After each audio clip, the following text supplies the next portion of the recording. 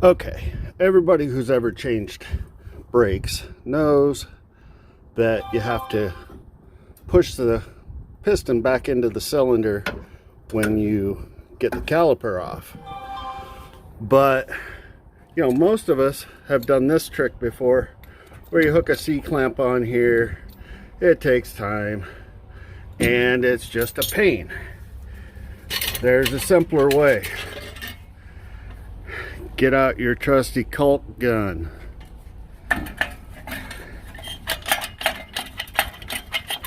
Doing this one-handed, so bear with me. But let's see here. Oh boy, let's see. Okay, just tighten up that caulk gun on there and pull the trigger. It works it back in there. Helps if you get it centered. I did not get it centered. My apologies for the messy video, but here, let's give that a try.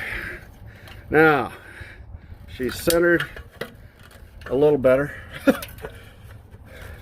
but as you can see, I'm just pulling the trigger, pushing that piston right back in there. I'm gonna loosen her up, let her sit in there a little bit better.